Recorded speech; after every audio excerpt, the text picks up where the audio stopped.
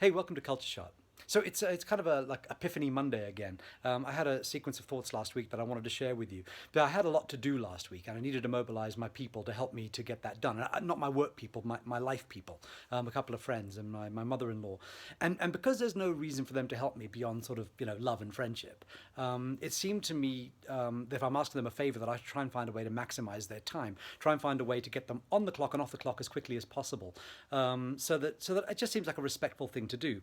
And so that meant putting quite a lot of thought into how I could help them help me in the quickest possible way, which seems like a normal thing to do with life people, but perhaps not something that we do nearly as much with work people.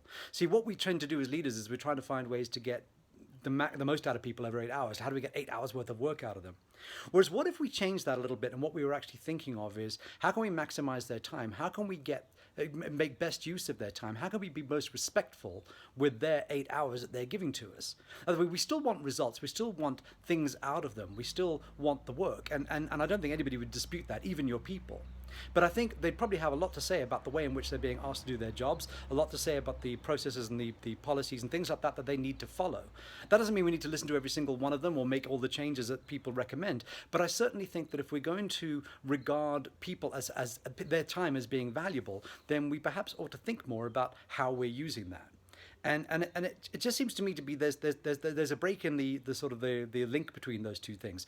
I'm very, very clear that I don't want to waste my friends and family's time, but when it comes to work, and I don't mean me per se, I may not mean you, but in general, it's very much a matter of, look, just do the job and get on with it. And I think that in the sort of the search for engagement, for higher levels of employee engagement, this never-ending search of ours, one of the ways in which we could give ourselves a real sort of leg up is to think more in terms of what that 8 hours actually means to people. They're giving us their time. We're lucky to have that time. We pay for that time, so we have a right to have some expectations of that time. But wasting that time would seem to be a waste for absolutely everybody. And while it's a waste of productivity, time, and money for us, it's a waste of energy and goodwill for them.